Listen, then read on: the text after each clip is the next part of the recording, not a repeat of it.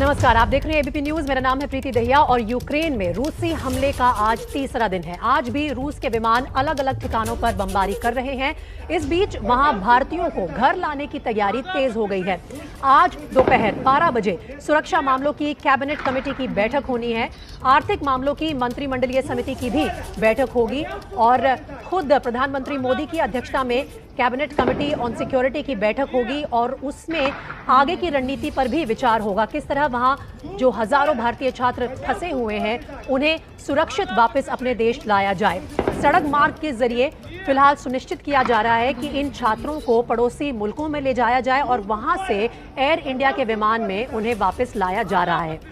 और रूस यूक्रेन युद्ध जारी है तो लगातार उससे जुड़ी तमाम अपडेट्स और उनका विश्लेषण चल रहा है। प्रणय उपाध्याय मेरे सहयोगी यूक्रेन की राजधानी कीव से हमारे साथ मौजूद हैं। साथ ही विवेक काटजू साहब और कर्नल दानवीर मेरे साथ यहाँ स्टूडियो में मौजूद हैं।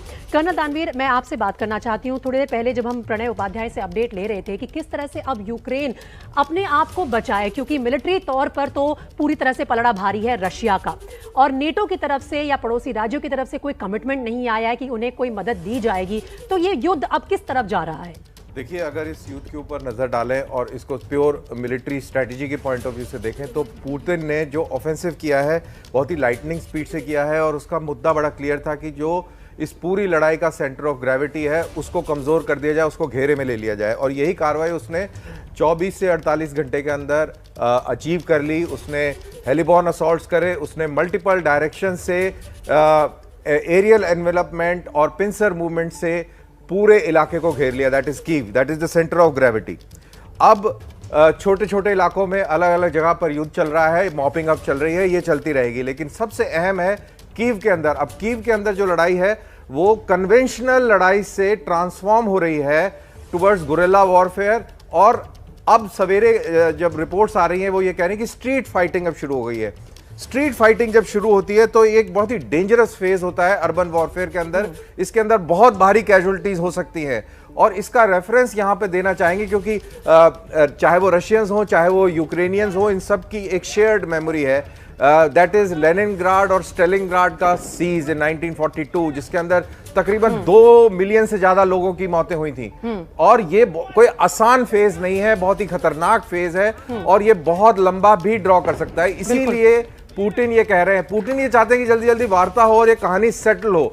लेकिन दूसरी तरफ दानवीर, पुतिन ने तो ये भी कह दिया है कि जो मिलिट्री टेक ओवर अगर हो जाए कीव में, उन्हीं के जो मिलिट्री चीफ हैं, आर्मी चीफ हैं, उनके द्वारा, तो ये वॉर और जल्दी खत्म हो जाएगी। लेकिन वो कोई सोल्यूशन तो नहीं है। आप बात करें कि इन सब की शेयर्ड मेमोरी है। 1945 की तस्वीरें भी आज के अखबारों में छपी हुई हैं और वो मिलती जुलती हैं 2022 की तस्वीरों से। किस तरफ जा रहा है विश्व इस युद्ध के चलते, इस सब के बारे में चिंता करेंगे, चर्चा करेंगे। हमारे सारे विशेषज्ञ हमारे साथ लगातार बने हुए हैं। यही खबर आ रही है ग्राउंड जीरो से। सीधा चलते हैं विवेक काटजू साहब के पास। फॉर्मर डिप्लोमैट है, हमारे साथ जुड़े हुए हैं लगातार हमारे कवरेज में। विवेक काटजू साहब, अब हम अगर भारत की बात करें तो हमने थोड़ी देर पहले बात की थी कि भारत अपने राष्ट्रहित को आगे रखेगा और बाकी बातें उसके बाद आएंगी। लेकिन इसी बीच राजनयिक संबंधों को भी ध्यान में रखना है। अमेरिका और रशिया दोनों ने साथ मांगा था यूएनएससी में, लेकिन हमने सोचा कि हम एब्सटेन करेंगे, वोटिंग ही नहीं करेंगे, यही सही रास्ता अपनाएंगे। काफी लंबे समय तक क्या ये रणनीति काम आ सकती है? हाँ, क्योंकि हम अपनी स्टेटमेंट्स के जरिए ये दिखा सकते हैं कि हम किसके पक्ष की तरफ जा रहे हैं और करेक्टिव एक्शन जो लेना है वो स्टेटमेंट्स के जरिए लें। वोट किसी के साथ देना खतरा हमारे लिए एक राजनयिक खतरा हो। इसलिए डिप्लोमेसी में, राजनय में जो चीजें हम कहते हैं, जो शब्दों का प्रयोग करते हैं, जो नहीं कहते हैं, उससे हम संकेत देते हैं। और आज के दिन, जैसे मैंने आपसे पहले अर्ज किया था, उसी प्रकार से हमने तिरुमूर्ति साहब ने जो कल हमारे जो एम्बेसडर हैं यूएन के, उसमें उन्होंने संकेत दे दिया कि हम खुश नहीं हैं। जो कदम रूस ने उठाया है उससे हम खुश नहीं हैं, लेकिन हम इस हद तक नहीं जा सकते कि अमेरिका का साथ दें और उनको कंडेम करें। चीन ने भी देखिए अब यही किया है। चीन के संबंध आज के दिन रूस से बिल्कुल भाइयों के संबंध, घनिष्ठतम है। लेकिन क्या इन उनको दोनों भी ये क्या इन कहना दोनों पड़ा कि मुल्कों हम इससे की खुश फॉरेन नहीं स्ट्रैटेजी हैं। में कोई फर्क नहीं है? विवेक काटजू साहब, देखिए चीन तो सबको पता है, चीन और अमेरिका साथ साथ नहीं है, तो वो अमेरिका का साथ नहीं देगा, रशिया का साथ दे दिया। लेकिन भारत पिछले 7 सालों में बहुत ज्यादा एफर्ट ले रहा है। मोदी ट्रंप के जमाने को आप याद रखिए कि हम अमेरिका के भी करीब हो रहे हैं, और ऐसे में साफ तौर पर अमेरिका की बात ना मानना वो किस तरफ ले जा रहा है हमें? देखिए, अमेरिका के साथ हमारे संबंध बढ़ रहे हैं, लेकिन हमारे संबंध और अमेरिका के संबंध हित एक नहीं है।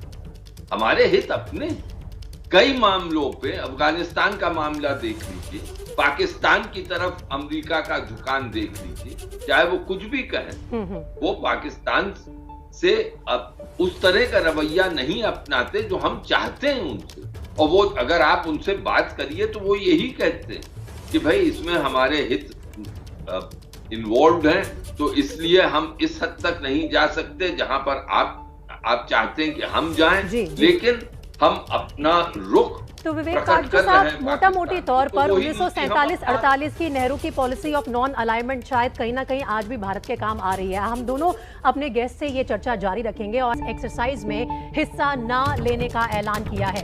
इस वक्त ये बड़ी खबर आ रही है कि इस मिलिट्री एक्सरसाइज में भारत हिस्सा नहीं लेगा। इसको 6 मार्च से 27 मार्च के बीच इंग्लैंड में होना था, लेकिन ताज़ा घटनाक्रम देखते हुए भारत ने फिलहाल अपने एयरक्राफ्ट इंग्लैंड ना भेजने का फैसला किया है।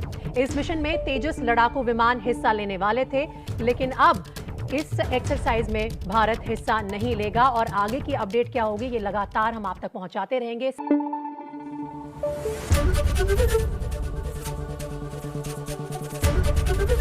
एबीपी न्यूज आपको रखे आगे।